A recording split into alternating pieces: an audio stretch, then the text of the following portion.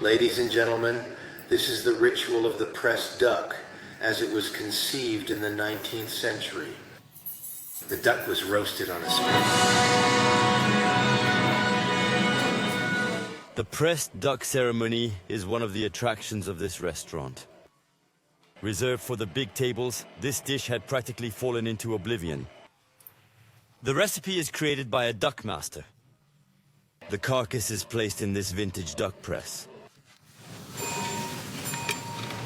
It extracts all the flavors of the animal. This juice is the main ingredient of the dish. I'll make a cognac flambé, then I'll add our Bordelaise sauce base. Then I'll mix the duck's blood and sugars into the sauce in the grand tradition. Then I'll add a little red port, butter, lemon, and a little pepper to finish. We're not in a Michelin-starred restaurant, but in an all-you-can-eat buffet. Far from the chic districts, in a commercial zone on the outskirts of town, Narbonne's big buffets are next to the bowling alley and the public swimming pool. It is the largest restaurant in France, attracting 370,000 customers a year from all over Europe. Every day is a Saturday night in here. The reason for its success? The all-you-can-eat French gastronomy. The great classics, art à la royale. Come on, ladies and gentlemen, a rare Rossini is ready. Vol au vent, or frog leg. Cheeses, 111 different ones, the world's largest platter. But also oysters. Foie gras, salmon, with no limits other than the size of the stomach. A gargantuan meal for €52.90. How does this immense machine, which employs 200 people, work? How can it make a yearly profit of nearly €1 million?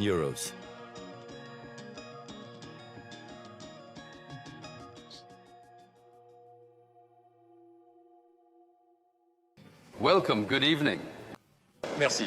To get a table, you have to book in advance. Come on, follow me. We'll be right Nicolas behind you. Rochefort booked his table 6 months ago. This IT specialist drove 4 hours from Grenoble to celebrate his birthday here with 11 friends. And so you'll be seated in Max Laguerrier's dining room. Follow me. I'll take you to your table. Holy cow, it rocks! It's all there for the show. Original work of art, signed by one of the masters of the Art Deco style.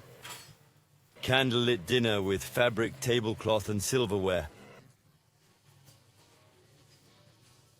Here, you're free to move around as you please and eat what you like. The maitre d' hands out the wine list, but also a map. Come on, let's eat. It's essential to help you find your way around the maze of buffets. I'll keep the map. It's best not to get lost in the restaurant. I'm going to Foie Gras. If I'm not mistaken, foie gras is over there. I think it's over there. Eh bien, vas-y, je te suis. Wait, that's the desserts. Anyway, we'll wander around and see. Oh yes, let's stroll. To work their appetite, over 500 different starters. Including 9 types of ham. Pâté en croûte. Or a mountain of seafood. I don't know where to turn. There's a will to. It's everywhere. It's crazy. It's incredible. Good evening. Good evening. What do you recommend? I'd say either Armagnac because it's good, or truffle, Basque pepper, salt and pepper. Well, let's get going. I'll start with Armagnac. Basque pepper too, please. There are 9 types of foie gras.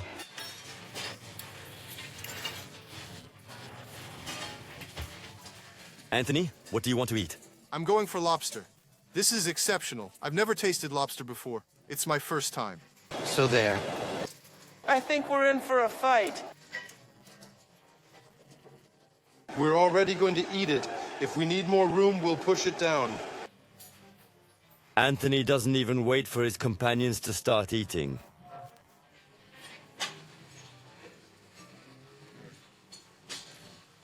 I love it. It's something I love. I'm almost moved because it's expensive, so we don't have access to it. After having had 2 more starters, Nicholas still has some appetite for the main course. I'll have the prime rib. I also have leg of lamb and the suckling pig on the spit just behind you. Can I have all 3? With pleasure. I'll take all 3. I'll make you a tasting plate. Yeah, right. Anthony, for his part, is continuing his experiments. So it's a blood sauce then, is it? With the famous pressed duck. The sky's too high. The earth's too low. Only the counter is at the right level. Before tackling the dessert buffet, the only thing you can't eat here: the cardboard birthday cake.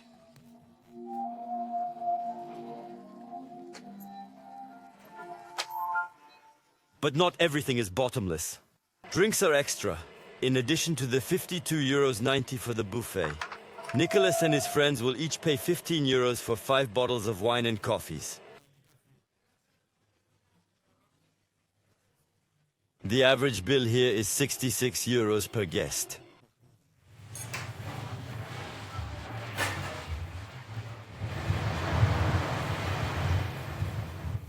Hello, hello, hello, cooks and pastry chefs. Behind this unique concept is 70-year-old Louis Private.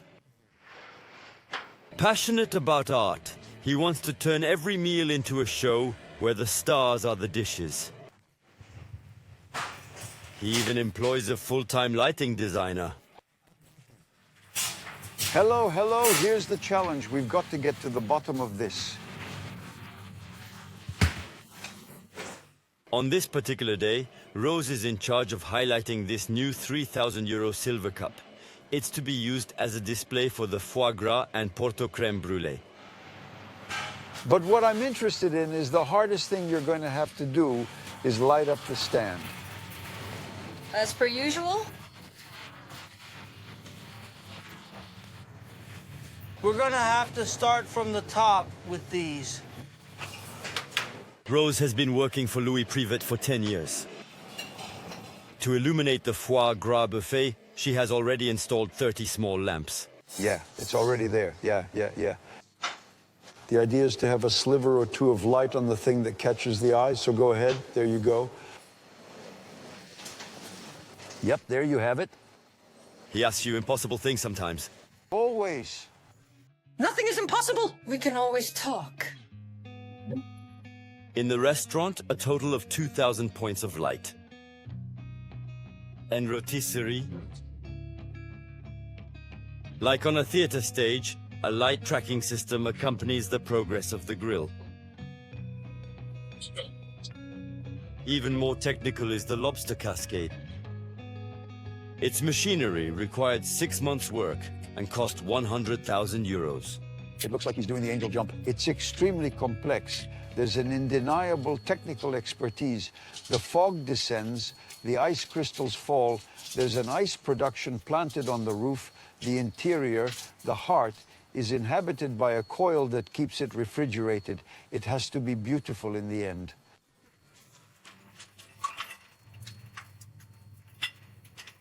Louis Private spent €18 million on the lavish furnishings and decor. A taste for the spectacular, inherited from his youthful passions.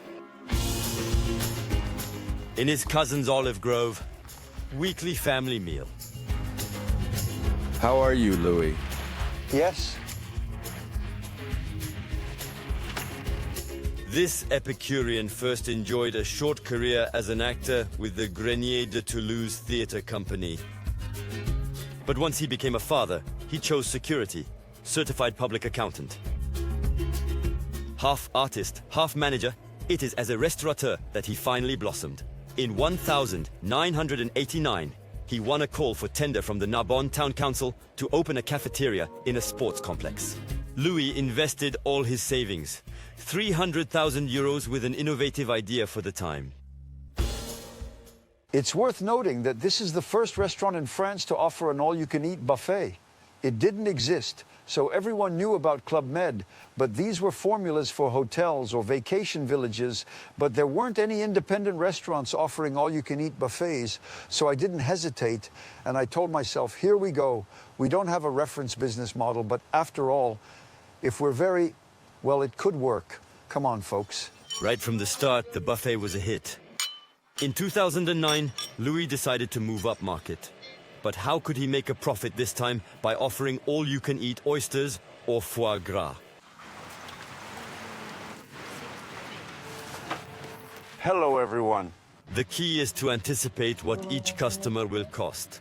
The former accountant has been keeping statistics for years, tracking down to the gram what the average customer consumes. Organic cherry tomatoes, organic carrots, organic leeks, organic tomatoes. All these items are tracked down to the gram, to the cost price. We'll take the lentil sprouts, for example, and you'll see that we're talking about 2-gram portions per place setting, which means a cost price per portion of 0.005 euros per place setting. The restaurant is fully booked several weeks in advance, so the number of covers doesn't vary from one day to the next. But what about customer taste? There you have about 50 grams on the foie gras, but if all of a sudden he ate 60 grams a day? But you're talking about a hypothesis that isn't realistic because it doesn't exist.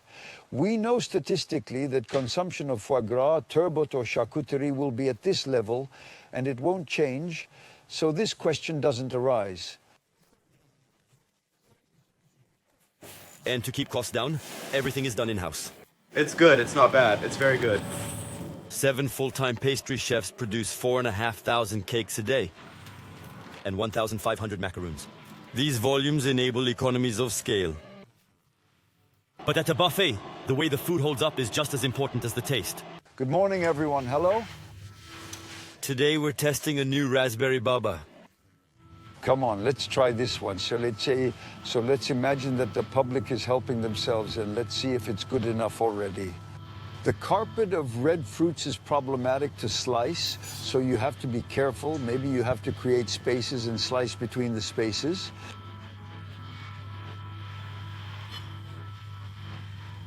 If the cake doesn't stay impeccable until the end of the service, it may not be eaten by the customers. This is a catastrophe. It's called a trial run. This is not a satisfactory look once the cake started. But do we know how to make a cake that would hold better? A little tighter, yes, that's possible. If it were a little denser, it would stay. It would come more easily with the portion.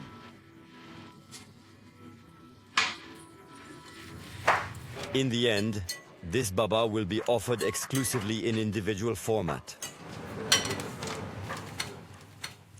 Last year, Louis Private raised his menu by 10 euros. This was not only to cope with soaring raw material prices, but also to increase his staff by 30%. Thanks to this decision, his restaurant manager is having no trouble recruiting. Hello, friends. In 6 months, he has received 1,500 CVs. We're going to start by introducing you to the newcomers. For those of you who haven't seen her yet, I'd like to introduce Virginie, who's joining us. Virginie, 53 years old, resigned from former job as a waitress in a seaside restaurant to earn 700 euros more here. Net salary, 2,300 euros with, like all waiters, a tight schedule. The working conditions were interesting. 4 days of work, 3 days off. I can take my children to school every morning. After that, it's a question of organization. On the days I work, I have to take them to school.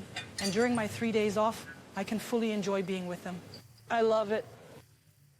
So the idea is quite simply that we don't trust our colleagues, ever. So we check the whole table all the time. Better working conditions, but a higher expectation.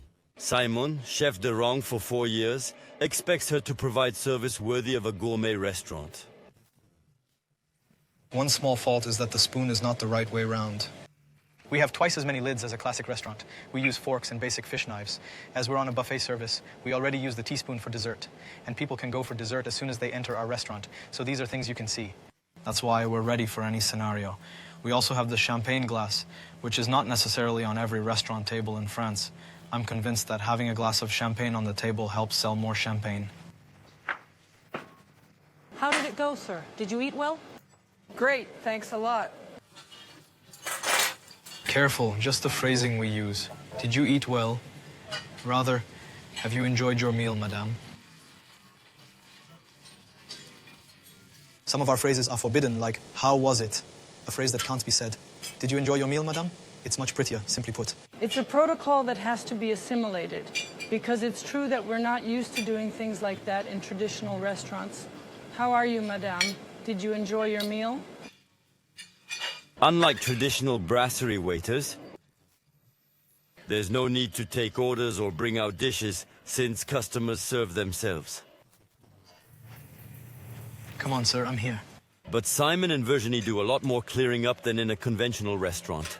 Are you all right, sir? Customers use an average of 7 plates per meal. Put the plates like this. Yes, in bloom. And here it doesn't move, okay? The idea is to be able to use more. To be more efficient and make fewer trips back and forth. Virginie, you feel like putting so many plates on. So at first I wouldn't put so many plates. How many plates are you putting on the tray, Simon? I think about 10 of them. For the same number of covers. The restaurant employs 1.5 times more front-of-house staff than a large Parisian brasserie. Come straight here to set up. Dear Mr. Brie, thank you for your time. Dear Madame Brie, hello. Hello, sir, if you'll follow me. Yes, of course. Sir, madam, Happy to welcome you back. Oui. I don't know if you remember, I was already your waiter last time. The face did indeed look familiar. Simon isn't much of a physiognomist, but he does have a computerized record for each customer which shows their hometown, and if they've been here before, who served them, and what wine they drank. This lunchtime, you'll have lunch in the Jean-Baptiste Nolin dining room, the ceremonial tent. Here's to your birthday. Anthony and his friends have been coming here every year since 2012. But there's so much of it everywhere. You're so close to having a main course instead of foie gras or the cheese platter. Now an expert, they have put in place a strategy of going on a diet the days before. When you come here, you can't be reasonable, but no, of course, you know very well that you're going to put a kilo on. So we've lost it before, because we know we're going to get it back when we get here. Shrimps, various sausages, onion profit, ham, homemade mayonnaise. We're pushing ourselves today. To be honest, you wouldn't eat this much in a restaurant.